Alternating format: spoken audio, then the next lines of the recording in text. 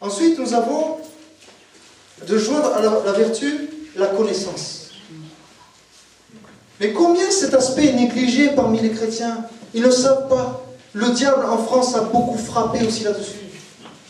Parce qu'ils se disent, ils séparent la connaissance de la foi.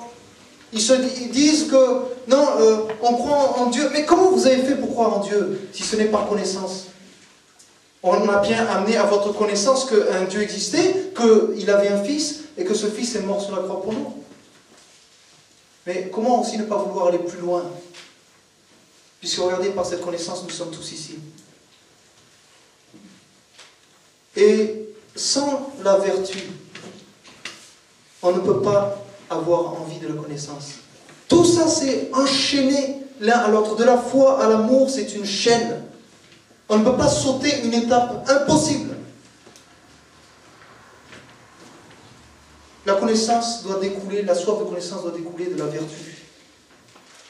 Et celui qui ne veut pas s'y soustraire, celui qui ne veut pas suivre ce processus que le Seigneur a établi, est en fait en train de rejeter Christ. Simplement, purement et simplement. C'est aussi simple que ça. Alors, il y en a peut-être qui vont sortir des excuses, comme Monsieur Legrand le disait, dans une prédication intitulée « Les excuses sont faites pour s'en servir ». Mais il nous sensibilisait sur le fait que devant Jésus, quand on sera devant Jésus, mais quelle excuse tiendra devant Jésus? Quelle excuse? Seigneur, moi je ne suis pas assez intelligent, donc je n'ai pas pu je n'ai pas pu connaître plus de choses. Mais Jésus va te dire, mais tu crois que ça dépendait de toi? C'est moi.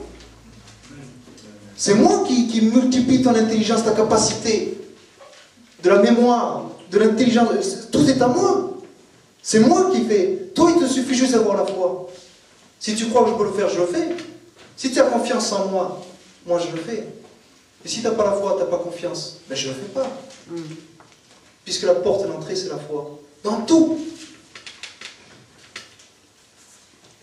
Et alors tu pourras goûter. Regardez, tellement la connaissance est merveilleuse. Parce que ce n'est pas comme les matières du monde. Cette connaissance-là, c'est une expérience. Elle est vivante. C'est pour ça que Jésus disait, la vie éternelle, c'est qu'ils te connaissent. Toi, le seul vrai Dieu, celui qui t'a envoyé. Parce que cette connaissance-là, elle est vivante. On l'expérimente.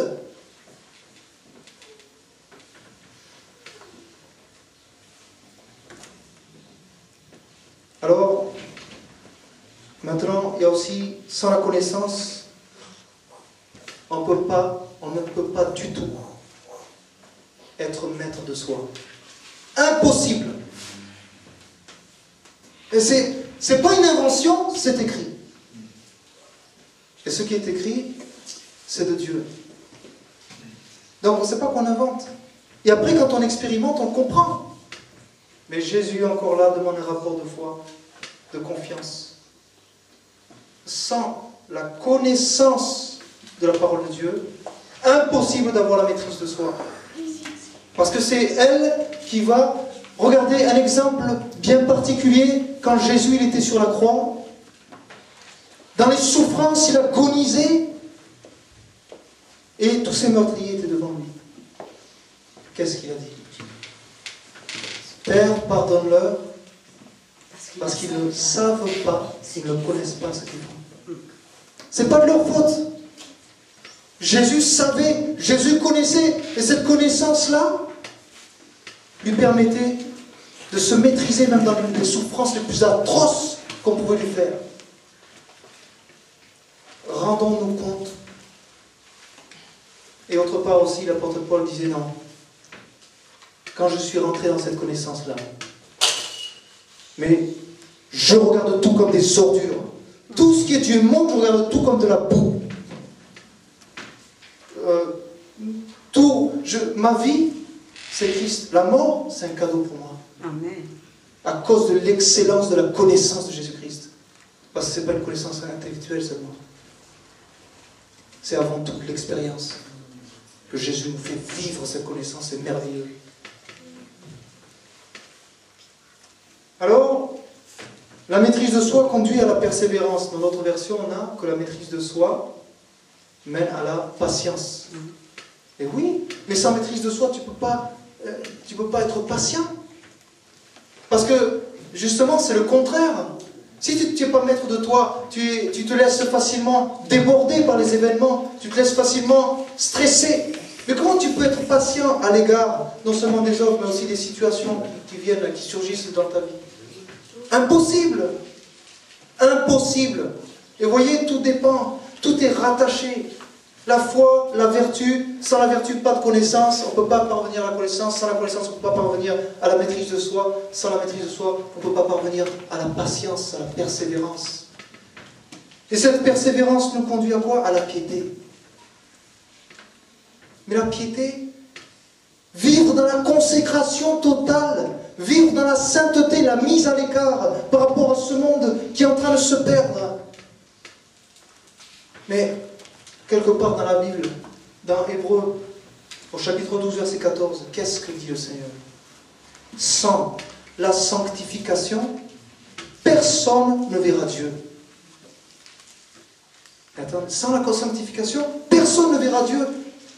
Donc ça, il ne suffit pas d'être chrétien, d'avoir la foi, d'être vertueux, de connaître la maîtrise de soi, la patience et la piété. Donc si on n'est pas attiré par la connaissance, si on n'est pas assoiffé par la connaissance, il y a un problème. Il faut se dire, Seigneur, j'ai un problème. Délivre-moi, je veux être assoiffé de ta connaissance, assoiffé de ta parole. Parce que si tu n'es pas assoiffé de la connaissance, tu ne pourras jamais être maître de toi, jamais être patient, et jamais vivre dans la piété, sans laquelle personne ne verra Dieu.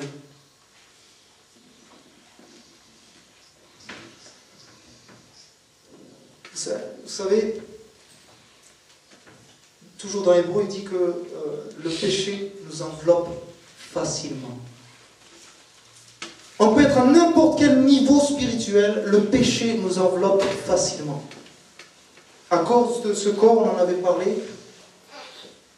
tu peux avoir un grand degré spirituel, être loin, même dans la connaissance aussi ou là, le péché t'enveloppe facilement. C'est sûr. Et savoir ça, c'est déjà aussi quelque chose d'énorme. Parce que par cette connaissance, Dieu te garde. Ça te donne envie de veiller tout le temps, sans cesse, de prier. Parce que tu sais que le péché peut t'envelopper comme ça, sans que tu t'en rendes compte. Et tu viens à la communion des frères et sœurs. Tu viens à l'église pour rechercher la communion parce que le péché t'enveloppe tellement facilement. Tu ne veux pas. Tu veux être gardé dans la sanctification. Donc tu fais tout pour aller, on va visiter de temps en temps, si j'ai le temps, les frères et sœurs, on se voit dans la communion fraternelle, on a la force. Et vous savez, à un moment donné, j'avais regardé un film, c'est le dernier King Kong. Je ne sais pas s'il y en a qui l'ont vu, mais à un moment donné, il y a un homme, où il y en a plusieurs, ils tombent dans un ravin, parce que dans l'île où ils sont, selon le scénario, le gorille, il est immense, mais tout est immense. Il y a les dinosaures, il y a aussi, tous les animaux sont immenses, et les bêtes, les insectes, immenses. Et ils tombent dans un ravin, ils tombent dans les ténèbres. Non mais, les gens qui font les films, ils ne savent pas ce qui les inspire. Ils ne savent pas ce qui les inspire. Il y en a qui sont conscients. Comme il y en a un qui faisait des films d'horreur, mais il disait, moi je me mets en haut de la montagne, dans la nuit, j'éteins toutes les lumières, et puis je laisse écrire ma main. C'est un autre niveau.